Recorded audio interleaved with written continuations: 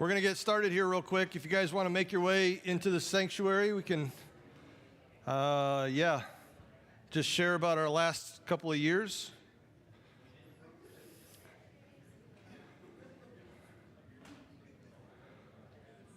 There's no assigned seating. There might be some whoopee cushions or something, so be careful. Yep. Aaron, that's the one.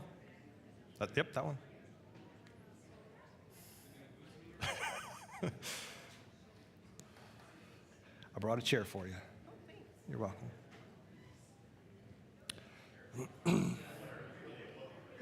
Yeah, the kids can sit there. That's okay. That's okay. All right, so we're going to get started quick just because I don't know if I want to leave room for some questions and answers and stuff. We've been away for a long time. We've been away for 3.5 years, almost 4 years now. And so we miss you guys. I also wanted to thank some of the visitors this morning that came and just visited with us to hear our message and to listen about our ministry. We really appreciate seeing you guys. So thank you very much. We're the Ganka family. You guys saw, or hopefully you know us by now. Wait, I got to turn this thing back on. There's, on the side, to the on position. It's like an IQ test. Man, you're tricky like that. The on position. Didn't see it coming. All right, so we're the Ganka family, Papua New Guinea. I either need to know my presentation really well or eat a lot of carrots, because that's really small back there. Anyway, we've been serving with Ethnos 360, New Tribes Mission, for 3.5 years. We left in the end of 2019. We got in the field in 2020. I work as the flight coordinator, or I worked, past tense, as the flight coordinator. Melinda worked in the purchasing department. 3 boys, Jay, Tyler, and John. They're around here somewhere. If you see them, say hi. Oh, there's Tyler, yeah. So say hi to John and Jay if you see them. And so we work with Ethnos 360, New Tribes Mission. In PNG, they call it New Tribes Mission. That's the legal name. Here in the United States, it's Ethnos 360 for some legal reasons and stuff. And I worked with the aviation department. And so globally, the global mission, I'll share in a minute how we fit into it, but the global mission for Ethnos 360 is to share the good news of the gospel to all people groups. Yeah, come on down. And to translate the Bible into every spoken language and disciple individuals in order to establish native churches. Our goal isn't just to translate the word, hand out Bibles, stand on a corner somewhere. That's not our goal. Our goal is actually to share, translate, and disciple. And so the difference between our mission and others, or a difference, is that we do all three, but we focus on the discipleship piece. And so oftentimes the missionaries that are serving there as church planters are there for 10 to 20 years. It's not a 3-year thing where, we've learned the language and we met some people and then we go back. That's not really the intent of the church planters. And so that's the mission for Ethnos 360 globally. New Tribes Mission in PNG is just the PNG version of that, right? So we want to do those things in PNG because it's one of the most diverse places culturally diverse places in the world, right? There's over 500 spoken languages and over 800 people groups. And so imagine that, like between here and Bradley would be 2 languages, and they're not even dialects, they are complete other languages. Hopkins would have another. Between here and Hastings, there's probably 3 or 4. And so all of Papua New Guinea is a little bit smaller than California. And so in a chunk of land that big, to have 800 spoken languages is very, very diverse. For those of us, or those of you that don't know where PNG is, we say PNG, Papua New Guinea, follow with me now, is just north of Australia. And so in this picture, we've got over 75 language groups, or talk place is what we would say, are actually ministered to right now. We have 43 active church locations and 33 completed New Testaments. And tribes requesting missionaries are over 16. And so we're spread all across PNG, except for kind of down in this lower left area. We still don't have works there. There's some plans, I think, in 2 years to start some works there. That is part of the 16 people asking. And so what are we doing there? I worked as flight coordinator. I'll show you what that looks like in just a minute. But to get there is incredibly difficult. This is just a picture of a friend of ours landing there in Denungat. It's a church plant. When you saw the map, it was kind of in the main section of the island off to the right. And this is the main method of transportation is air travel. There are I wouldn't say there's no roads. There are very, very few roads. I think there's overall in the entire country, there's 6 highways, and only 2 of them touch each other. And so you can't even drive from the capital city to any of the other highways. So you have to take an airplane. And so air travel becomes the most important, or by foot. And as the walkers would attest, it takes days just to hike a few miles. What we can do with a helicopter in 10 minutes would take them 2 days to walk. Okay, so it's a very, very culturally diverse place, but also the topography, the terrain is incredibly unforgiving. And so my job as the flight coordinator is to do this. And every day, this was my job, coordinating between 2 and 42 individual flight legs per day. And so each plane can hold 9 people, about 800 kg. And so every day we'd load them up and send them out. They'd go on a route and then come back. And so every day we'd have missionaries, families, their cargo, whatever it takes, going in and out of these airplanes and helicopters to get them into the tribe. Over 90% of our flights were mission-related. And so when I don't mean mission-related like we're sending tin roofs into the bush, I mean these were the missionaries themselves on the planes or their cargo itself on the airplanes. And so only 2% roughly, maybe 3% depending on the month, was commercial work, which is a big difference to some of the other operators that they really rely on some of the commercial work.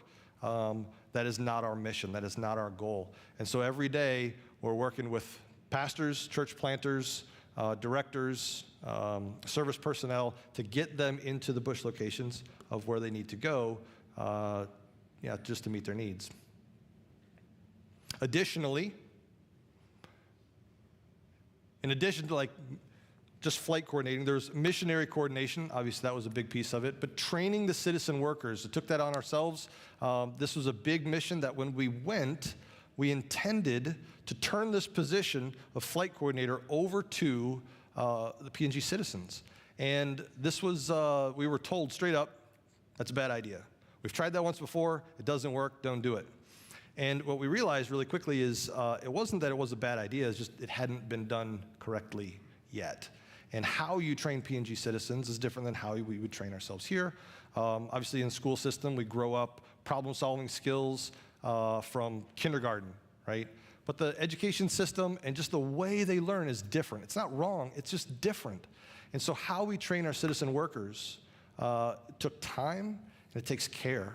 And so the Lord worked on my heart as to how I treat and how I train my colleagues and how we would go forward with that. And so that changed a lot of things for myself, but also we had incredible relationships with our citizen workers. And that was probably the height of our ministry, or at least the biggest thing of my ministry, was citizen workers and citizen friends. Co-worker coordination, helping in times of crisis. Obviously, we're there through COVID. There were lots of times that we pulled people out of aircraft missing hands or machetes in the head or this kind of thing. It does happen. There were women that had bad pregnancies that were lifting out of the aircraft and with fluids coming out. Yep. Tuberculosis, bad pregnancies, tribal fighting, AIDS. These are the kinds of things that we did a lot in terms of crisis management. There was also different locations that had violence or something come up in the tribes, maybe medical situations. We did medical evacuations with our aircraft from PNG straight to Cairns, Australia. Sometimes we'd stop in Moresby. They have a hospital there. So if we felt that PNG or that hospital in Moresby could attend to their needs, we would send them to Moresby instead. Melinda, what's that? Moresby being the capital. Mm-hmm. You got a microphone right there. Okay. So Melinda in the purchasing department, she worked with a lady by the name of Robin and Robin Perry, and so the two of them kind of managed the purchasing department, making sure that all the supplies for the center were taken care of in terms of construction supplies and this kind of thing. And so Melinda was able to do that from home often. Another big thing for Melinda's ministry was missionary support. You guys know Melinda really well. This is like the calling from God. She does support so well, and she did the exact same thing there as she does here, and that's just ministering to others in times of need. So that was a big thing. And obviously, number one parent and number one wife. That's fantastic. Number one, that's right. Number one, that's all. Off the clock, lots of other things going on here. What we did, so there's just our starting ministry, flight coordination, and all the things that surround that. But there's a ton of other things that get baked in when you're willing to serve. There's no shortage of things to do when you're able to do that. So lots of work off the clock. For me, I averaged between 52 and 55 hours of just work per week. And that wasn't the maximum, that was the average. And so oftentimes it was 48 maybe if I'm lucky, but more like 60, 65. And so lots of off hours work. We also did a lot of community outreach and liaison work. We're going to get into that in a few minutes if everybody sticks around. I was the assistant soccer coach, right? That was a lot of fun. That was a lot of fun, by the way. Sharing testimonies, discipling, training, partnering with other missions. This was another big thing. Because during or just after COVID, we lost so many of our personnel, support personnel, and even church planting personnel that they left the country. We were really left shorthanded. And as different pilots came online or tried to come online, they didn't make it. There's a really strict training regime that's there, and if they don't pass that training, it's one of the most difficult places in the world to fly. If they don't pass those check marks, they're not checked out as a pilot there. And so what we found ourselves by 22, we really only had maybe 1.5 pilots able to fly, and that put a huge crunch on what we were able to do in terms of serving the missionaries all across Papua New Guinea. And so my job was to work with some of the other missions. You guys have heard of Wycliffe or SIL. We also worked with MAF. These were our two, we'll call them like-minded aviation partners. And so I was working as the liaison between these other two, trying to figure out who's where, what time, on the radio all the time, talking on the phone all the time. And so that was part of what I was doing as well. I was also driving an ambulance in the middle of the night. That was part of the knock on my door crew, that if folks in the villages across the street needed aid, that they would call me and I would drive them to the hospital in the middle of the night. Obviously, training our employees was a great pleasure. These are two guys that I love dearly, Sten and Jacob. And we'd also do events there in the hangar, and again, just with families. And so just like we do here, pick that up, do it there. And that was a great, great service. Or it was a great blessing for us, but also to others. Some of the highlights. I think we were sent there, or I was sent there to be the flight coordinator for the aviation department. And so some of the highlights really being we supported the flight program through some very, very difficult times. Honestly, guys, we got our bumps and bruises. It wasn't easy. Lots of after hours, lots of work, lots of coordinating. Just trying to figure out who's where, what do they need to bring, where do they need to be there, are you on time, are you late, what happens if you're late and he's not there. Some of these places will take days to hike to the airstrip, or some of these other places, you have to take a boat 4 or 5 hours upstream just to meet the airplane. And so it has to be there at the exact right time, or if it's raining, we got different problems. And so you're always trying to juggle these things to try and make sure that who needs to get on that airplane is there on time and the airplane meets it there. So weather, circumstance, violence, what just life comes up, we're always coordinating. But through these difficult times with low personnel in our aviation program, We typically have something like 20 people go to the hangar per day. But in the middle of 21, we're finding like 8 of us are getting in the bus going up to work. And so trying to keep that, staff-wise, yeah. Staff-wise. Not missionaries, like not passengers, but I mean staff-wise. In terms of passengers leaving at 4:45 in the morning, some of you guys wake up at 4:45 every day. Look.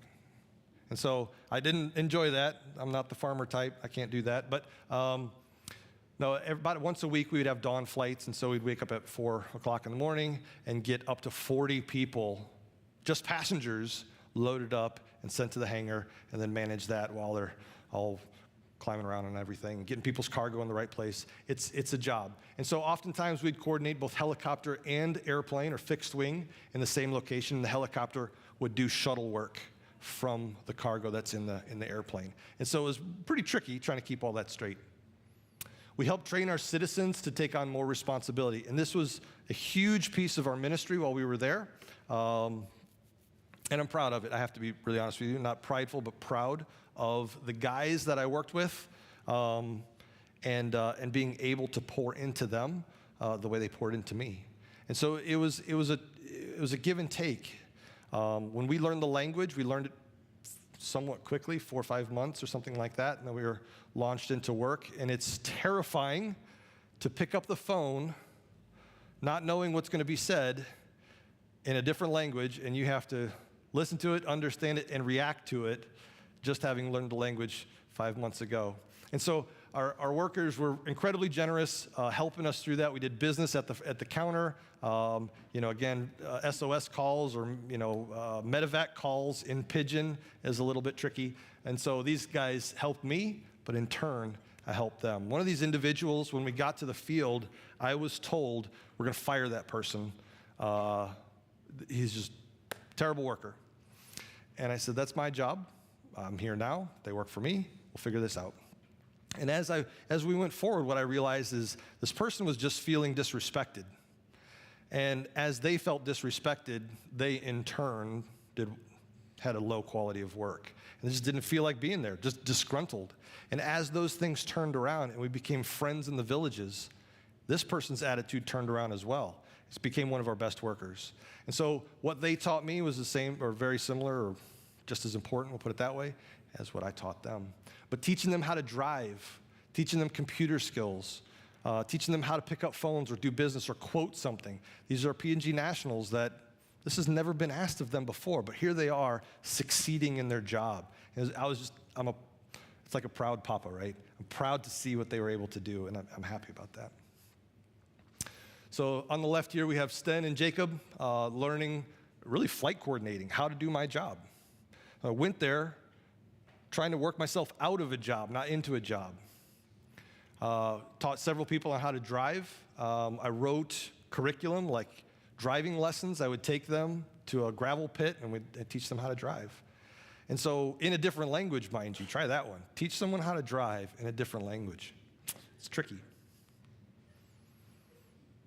We learn the language, and more importantly, we embrace the local culture. I would say every 2 weeks, we would be out in the communities. This is kind of minimum. Sometimes it's every other day. Sometimes it's every week. But at minimum, in the community every 2 weeks. And by in the community, I don't mean going across the street, buying some cow or some potato, and then coming back. I mean hanging out with individuals, learning what about their lives, who they are, what their kids are like. And it's amazing how they embrace you and welcome you into their community, right? And so here on the left, we can tell stories if you guys want to stick around for story time. I don't know if you do or if you're getting hungry or what. But this is actually Rascal. They call it Rascal Valley. This is a place that we were told, do not go. People get mugged and stabbed and robbed and this kind of thing. Do not go.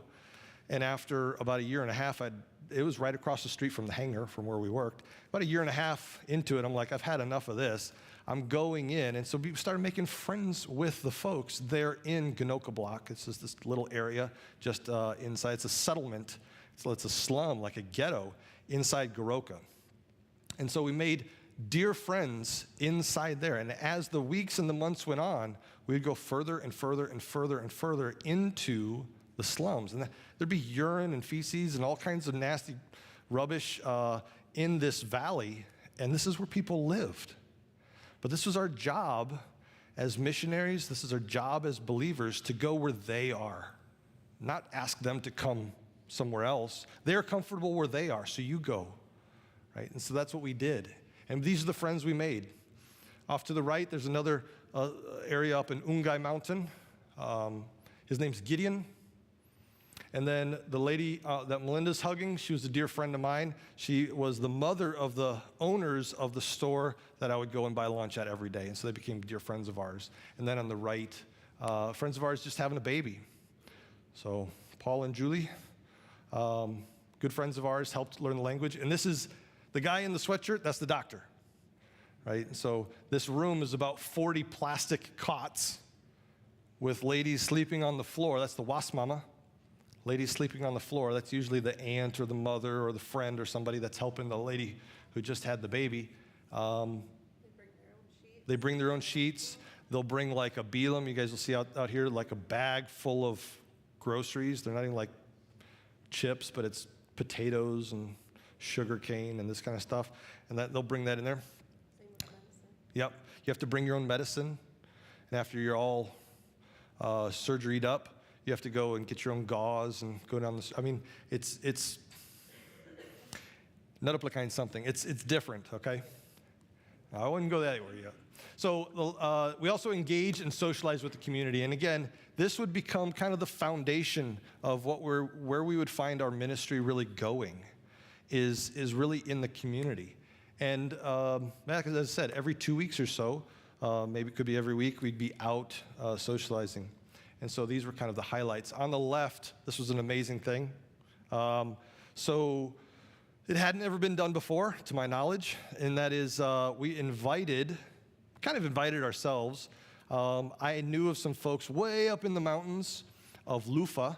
I'd been going up there just to go hang out. I'd take my cruiser and drive up 2 hours down these roads. Yeah, and when you guys think of roads, they're not like 2 tracks here in Michigan where it's just sand, like 2 lines of sand. No, think of Nevada, rocks and bumps and gorges and this kind of thing that you're going through. And if you turn a little bit one way, you go down the mountain, like down the mountain. It's not slip a little bit. Oh, put it in 4-wheel drive. No, it's roll down the mountain. And so I would go up in Ungai, and this particular community is up in Lufa.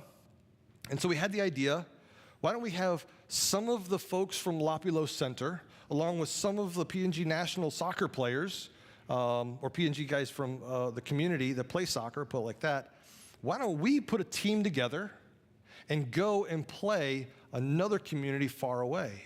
And so what this did is it got white folks outside the fence, right? It got our PNG folks and us together on one team to play someone from far away. And this hadn't been really done before. And so we put it together. I went up there and asked the community, are you willing, like, is this a good idea? Are you in? And they said, yeah, this would be great. So I'm explaining the rules and what do we want to do? Do we want to have food after, or like play 2 games, or what day, this kind of stuff. And so we're lining all that up, and then they said, yep, let's do it. And I don't know if I have pictures of it later or not, but we come, and there's, I think, 6, 7 white people that we go up there, and everybody, and another a cruiser and a truckload of PNG folks, and we all make our way up the mountain, and it's pouring rain. And so we're sliding all over the place. We have to pull this flatbed truck up the mountain with 2 cruisers and a tow line. We get to the field, and it's just mud. And we play in the pouring rain. And it was God's providence because this hadn't been done before, and we weren't really sure how this is going to go. So we're not terrible players. And so if we win, there's the possibility of them being sore. If we lose, I don't think our brothers across the street really want to lose either. So how do we play hard enough that it's a good thing? Well, it poured rain. So we're sliding and slopping everywhere, and we're head to toe covered in mud, playing this game, and everybody's laughing and having a great time just in the pouring rain. And so we had teenagers, adults. Chris Walker was there playing. He's a great individual. I love working with Chris and Angie and their kids. And so they came. Alte, I don't think Alte came, but some of the guys here in this picture also came. And yeah, it just made a great day of it. And we ended up inviting them again for a return match down in Lapilo Center, and their entire community came down. It took them 2 busload, or like flatbed trucks full of people to come down. It took them over 4 hours to make the trip twice so that everybody could come down. Just incredible opportunities to serve in the community. And so where we're at now, right now, is we're on home assignment. We're visiting and sharing. I put on their healing. Just lay it out there. Lots of bumps and bruises. The first couple years were okay, but as we finished our term, just got knocked around quite a bit.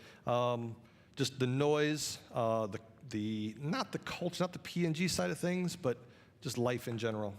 We're just tired. You can go so fast for so long and you just get beat up. And then as certain decisions come and fall in your lap, it's crushing. And so family reasons, but also, we're just tired. And so we're doing some healing now, thankfully. And I want to say thank you very much for giving us the space to heal with you and giving us the time, as opposed to doing this like a month after we get back. I don't know that I'd be emotionally or mentally ready to do that, so I said thank you. Staying in contact with missionaries and PNG citizens. We talk to them maybe about once a week, every other week, something like that. We'll get texts from people and see how things are going. And then I put on there, we're awaiting training, and I'm going to get to that in just a second. And so what comes next? That's not me, but might as well be.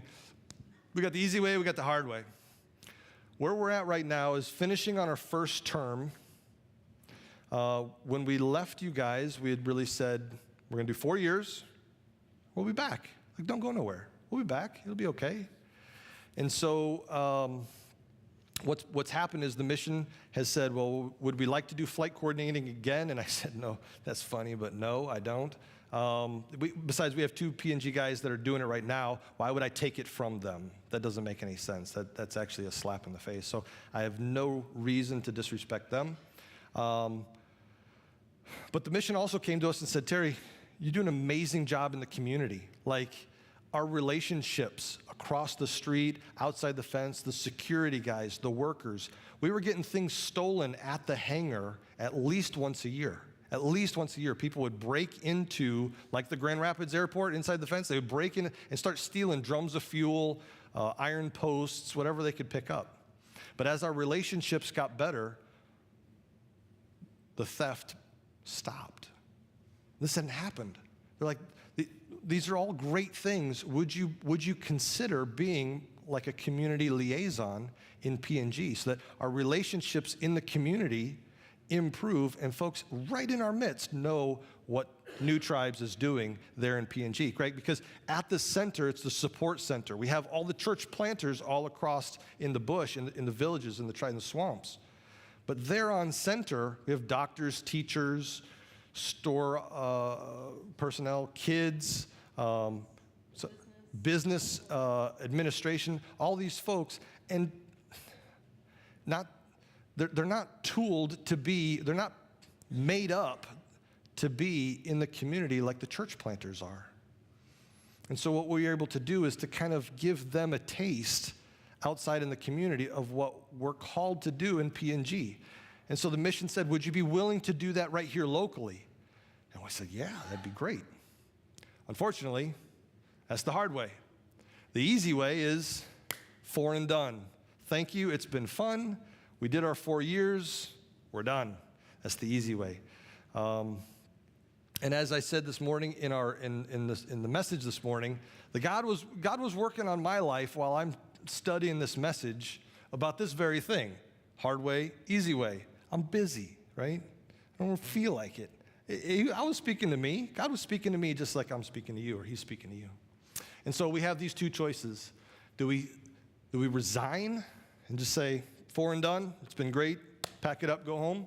Or do we stay on as discipleship community liaison? And if I was really honest, we're split.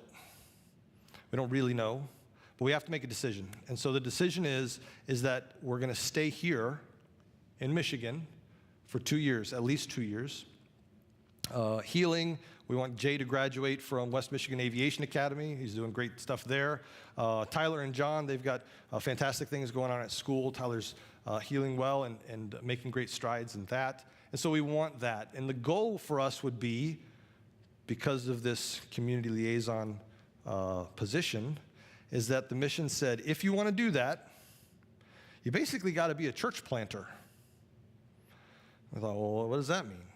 Like, we're doing community liaison stuff now, just we'll be back in a little while. And they said, no, if you're going to represent the mission, know what the mission knows.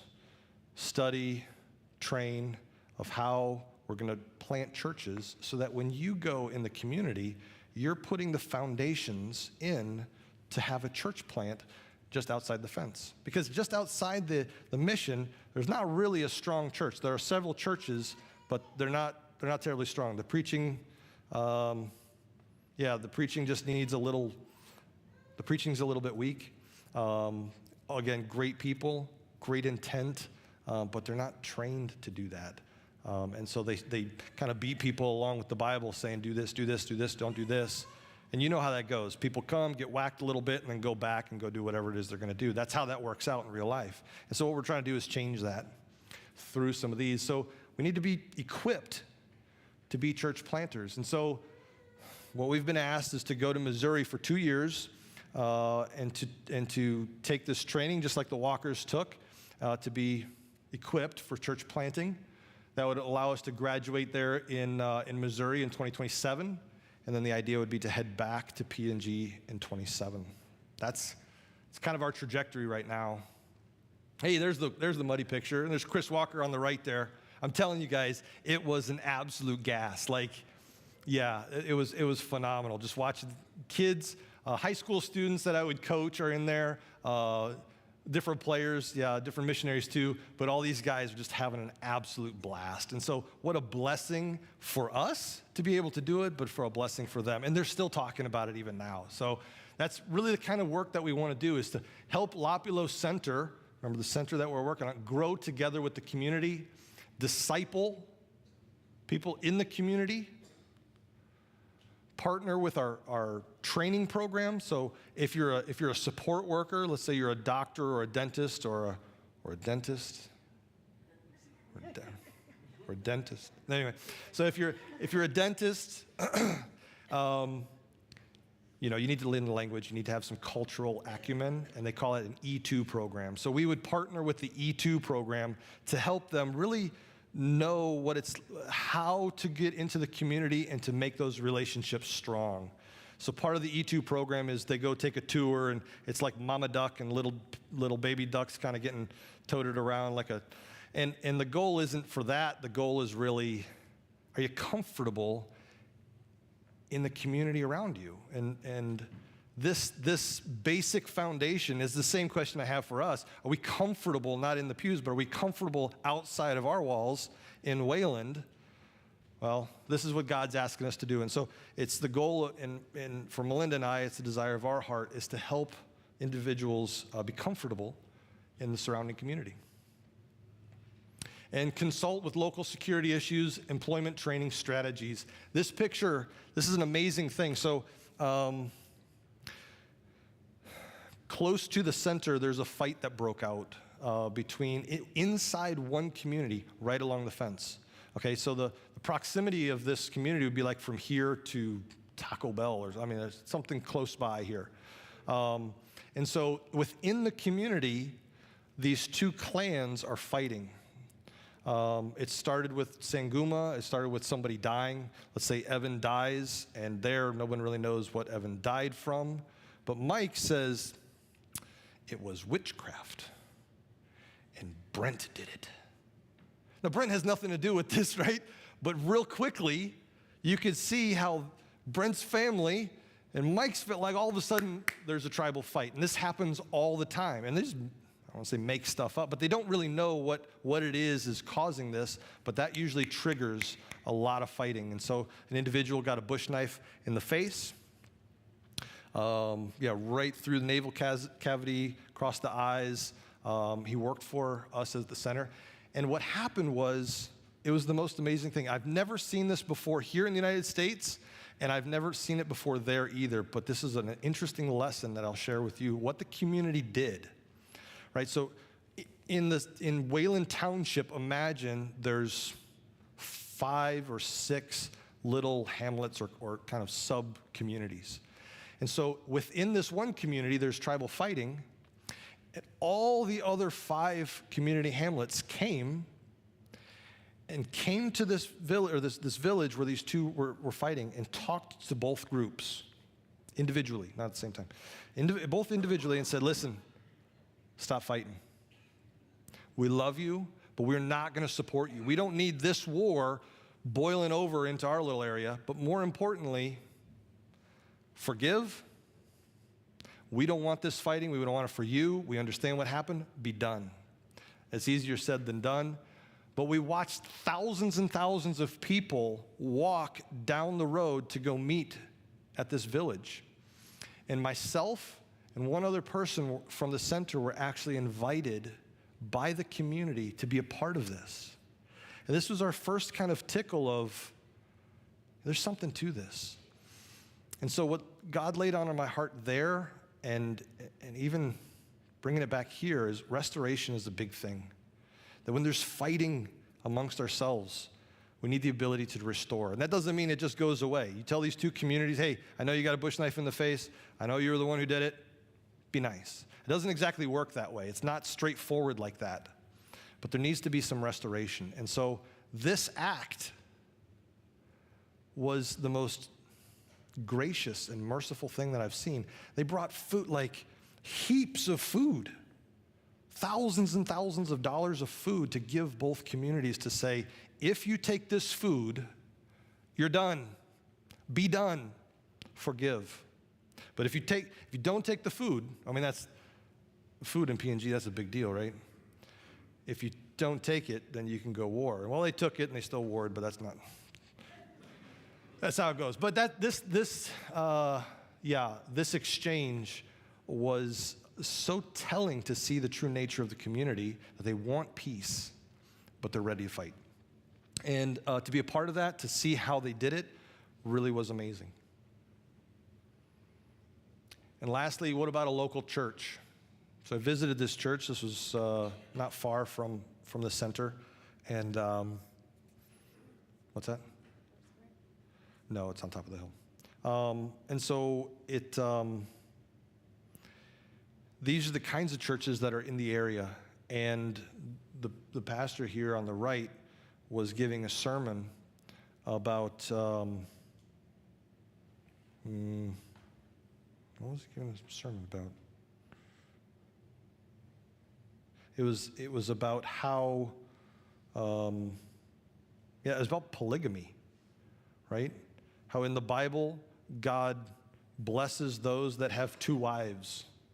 And he's referencing stories in Genesis. And I'm sitting there like, I don't think that's how it goes. Like, I'm not wanting to say, excuse me, pastor, but you're wrong. But because that's not my place. But just to say, sorry, I don't exactly know if that's really how it was supposed to go, right? I think the story is Sarah and Haggai. And so, yeah, the teaching there is really not as strong as we'd want it to be. And to be so close to these people, but not to be able to feed them, not to be able to give them the word, that's a struggle for us, right? Because that's what we're there to do. Now, granted, we're support missionaries helping church planters somewhere else. But just like what I talked about this morning, this is the mission. This is our field. This is our place. And so what do we do with them? How do we support a local church? And so part of the community liaison position, I think, would be to lay the foundation, lay that groundwork for a future church. Yeah, this is just me whining here. Financial support, employment up to 19 months. If you guys have work that you think maybe I could do for 19 months, let me know. But training, pray for us. Training for 25 through 27 as we do training there in Missouri, and then again go on to PNG for flights and a vehicle in PNG. There'd be a lot of transportation of things all over the place. And so if this is really where we're headed, these are the things that we would need. And truly, I mean this. Both Melinda and I mean this. Truly, and Tyler too, a little bit John, not so much John. Jay, more than likely, wherever Jay is. You guys are our family. You guys are our sending church. And you sent us to do this work. And we thank you for that. Like, we couldn't have done this without you. And so when I say this is what we did, I don't mean that. I mean, this is what we did. And so thank you very much for being our supporting church and helping us through those times. And that's all. And Binis. No, I think my last slide, it takes a little bit to load, but you guys can go, have lunch, watch the Lions lose, do whatever you want to do. You see, I'm a Lions fan. Did you notice that? No? Okay, me neither. But I do have a bunch of pictures hey, there you go. Amy, you can thumb through those. If you guys want to stick around for Q&A, we're up here for questions and answers. Come up front. We can give you microphones, or you guys can come closer, or just shake our hands and leave. I don't really know what you want to do. But we've got that's the picture of us almost rolling a cruiser down the mountain. This is us literally picking it up and putting it somewhere else. Baptisms in the bush. John and I got to Manus. That was amazing. So we've got lots and lots of pictures, lots and lots of stories. There's us playing the soccer game. Just before it started pouring, yep. So just an amazing experience full of culture. These are my friends, my dear friends, my colleagues, Sten, Hook, Titus. This is, coaching the boys' soccer game. We would bake crepes for Christmas market. These are care packages. These are our favorite care packages. Like, you'd be surprised what you miss when you're away for 4 years. Jolly Ranchers. Jolly Ranchers. Amazing. Fireworks in Wewak. Yep. This is a bombed out or a blown up anti-ship gun that was off the coast. This is way back in the jungle of Wewak. Me and the boys went out to Wewak and experienced this. It was amazing. There's an old wrecked airplane. You'd find this stuff just in the middle of the jungle for old World War II wrecks. It was just absolutely amazing. This story was actually a tribal war. Oh, there's internet speed. You guys check your internet speed here. That's 64 kps, not MPS. Anyway, teaching folks how to drive. This is those heaps of food we're talking about. Waterfall. I think this waterfall is about 80 feet. I think there's us at the top of it. Yep. These are medevacs that we would do. He was actually in the process of having a heart attack.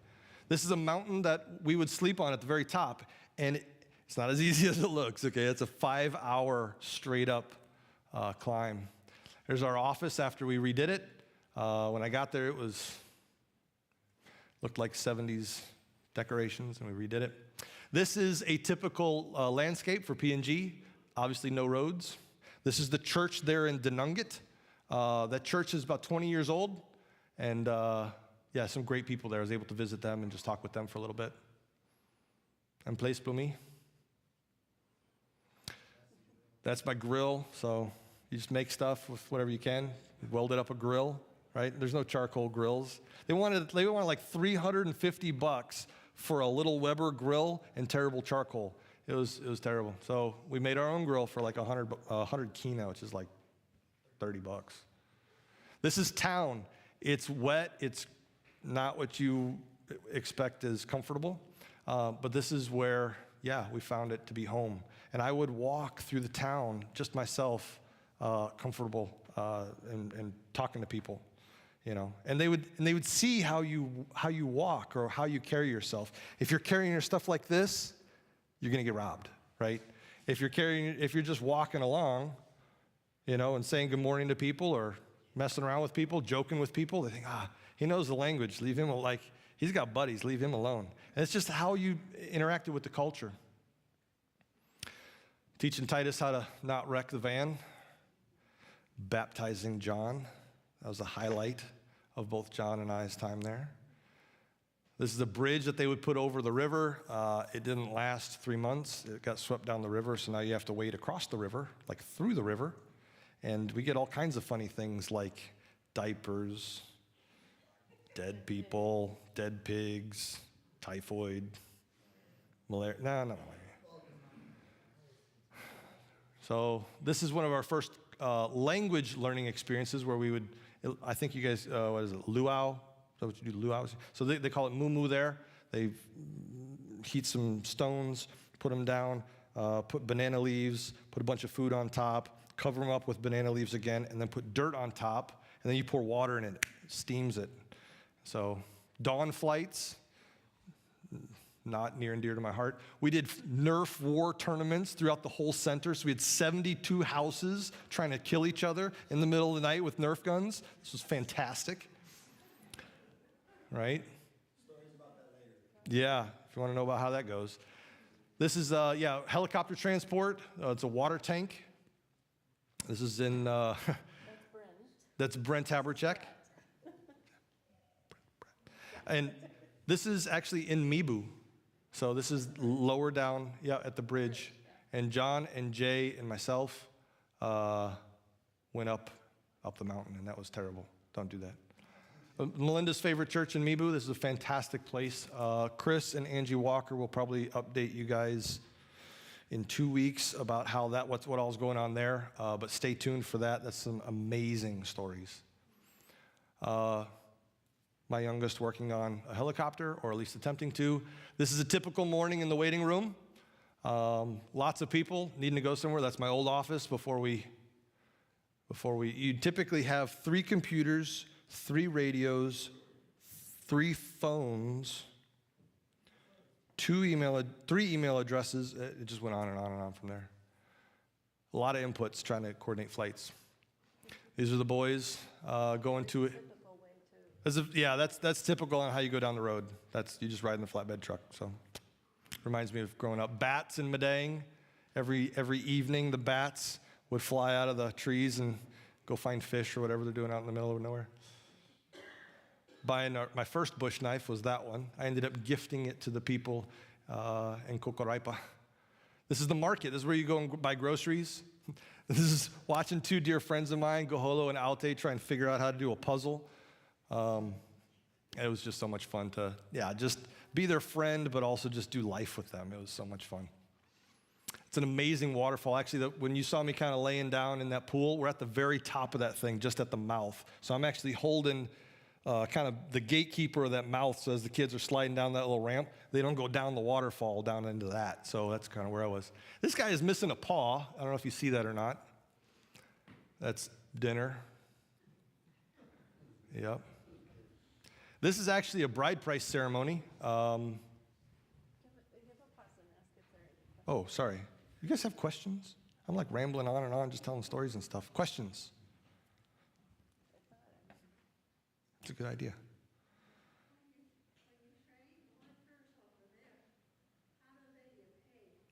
So, good question. So the mission pays them. What's that? Sorry, her question was, when you train workers, how do they get paid? And so we have lots of employees, whether they're grounds crew loading airplanes or they work for the hardware department, fixing houses. The mission pays them as employees, and we're just trying to bring their level of knowledge, their work standard up, not to a white person, not to our standard, but to really improve their standard, right? To train them so that they can do their job more appropriately. And that was the difference. You don't go there trying to train them how to be us. You can't do that. That doesn't work. You train them to how to be them to the fullest capability that they can be. Good question.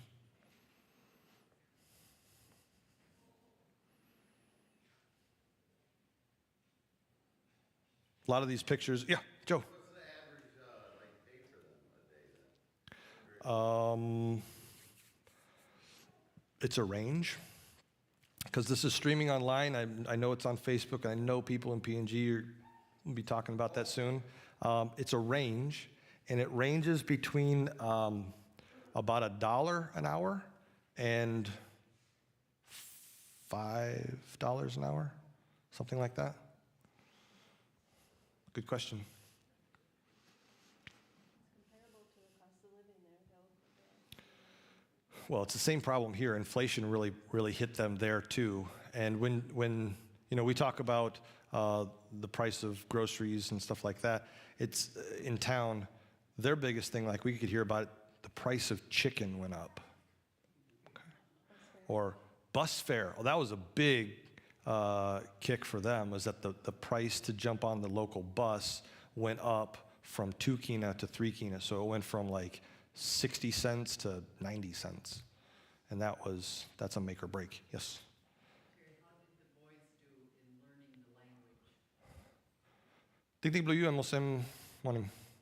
Emizio hatumas. Pretty easy. I mean, there's a lot of English in it, so it's not like you're Inap you outim supple talk now or?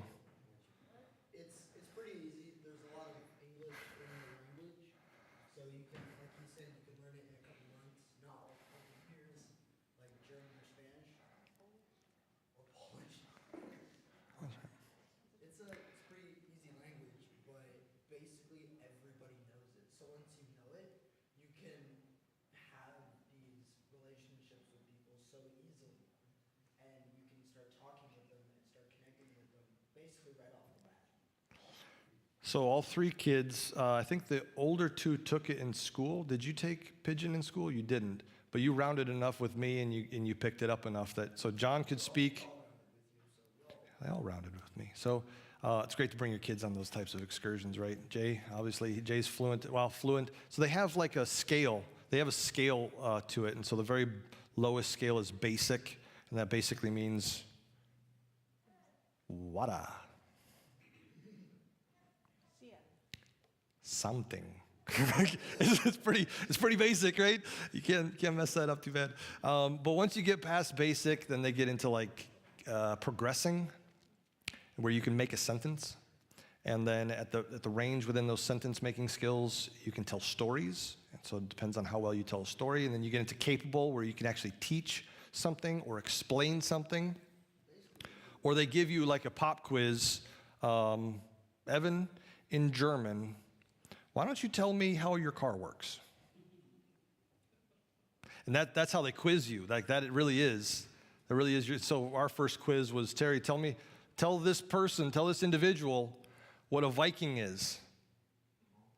I don't know what a Viking is in English. And anyway,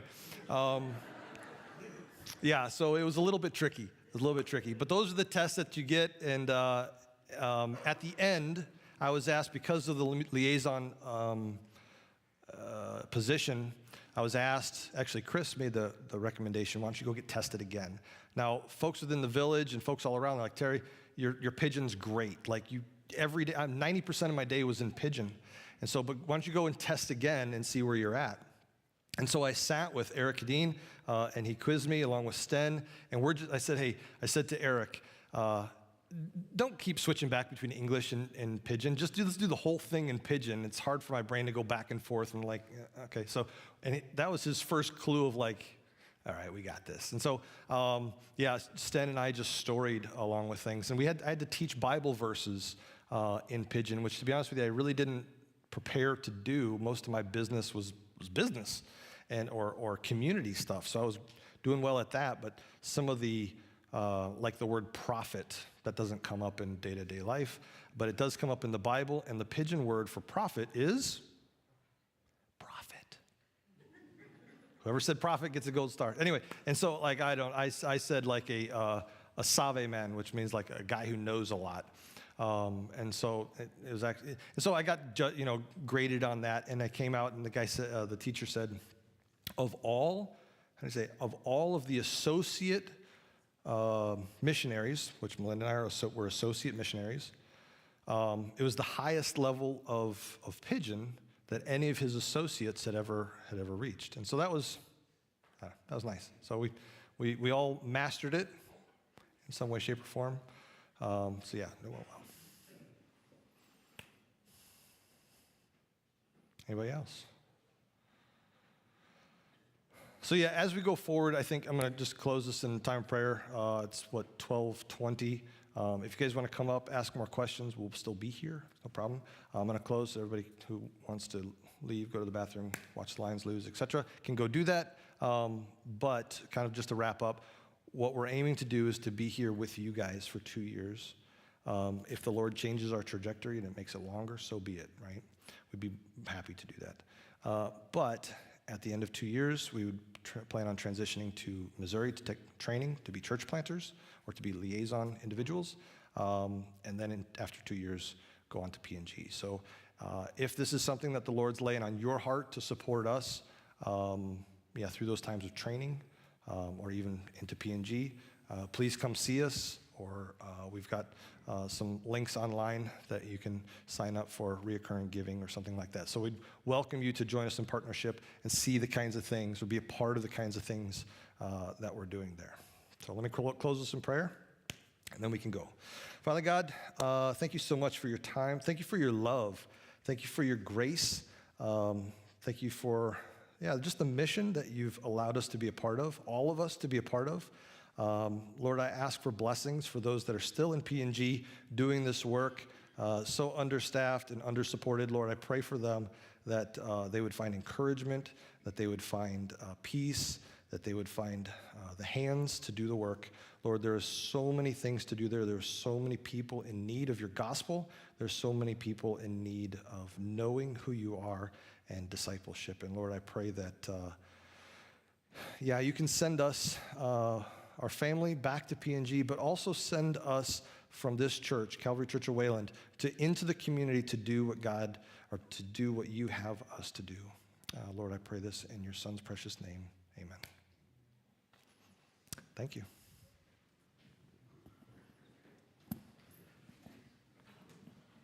I can leave that on, I guess. There's an on-off button. Hey. Thank you for both this and for the message. Oh, yeah. My pleasure. We're gonna chat, buddy. Thanks. Good to see you. Take care of yourself. This is from the work you did for me. Did it leak? It leaked? Couldn't bring cash, but No, did it leak? Huh? Did it leak? I haven't even looked. You haven't even looked in it? Okay. I left, came back late, I'm there now. Oh, my goodness. Yeah. Yes, no, it was. I was sore for 2 days and Oh, you were. I didn't get anything done oh last my 2 days. goodness. Look at somebody my age and think, oh, I know. I couldn't figure. I couldn't imagine you doing that. I have a question. Yes. Does this mean that we're not supporting you? So I double check with Joyce how the mission team wants to do that. You'll likely support us for about 12 months. And then I think according to the policy, and I'm not sure exactly how this goes, but that drops off and then comes back on when we go to training. I think that's how it goes. I'd have to check with Joyce how that goes. Time when you don't get any money? I think so. I'm not exactly. I think so. But 2 years. This is the kind of stuff we'd like to do this type of stuff for 2 years. So if we become kind of part of the church or what it is we do, I don't know how God has that plan for the next few years. So right now I'm looking for work, just to kind of bridge that gap. But my old job was like operations director and engineering manager, and you don't do that kind of thing for like 12 months and then leave. So I'm looking for something a little bit lower on the workforce, but yeah. And Ron and I have been out of the workforce for a while. Oh no. He can maybe talk to Yeah. people he knows still, Yeah, that'd be great. and they know you, and That'd be fantastic. find out what your skills are and Thank you. everything. Thanks, Jerry. I also wondered where you're living. So we didn't sell our house when we left. We still own our house. It's just down the street from the Schaffers. Yep. So if you go down 132nd, I think, or 131st, whatever that is, it kind of turns into Gregorville Road. We're just before the I'm not MESACs. too familiar with Okay. the town. We're just I down. drive 26 miles. Oh my goodness. So where do you live? I live in Jennison. You live in Jennison. Bless your heart. That's a long drive. That's a long drive. And it's getting longer for us. but I thought if you didn't have a place, No, we thankfully, because we were associates, we didn't sell the house. We don't have the intent of selling the house. We actually rented the house out while we were gone, so we didn't lose. It wasn't good. So we spent a lot of money and time like repair.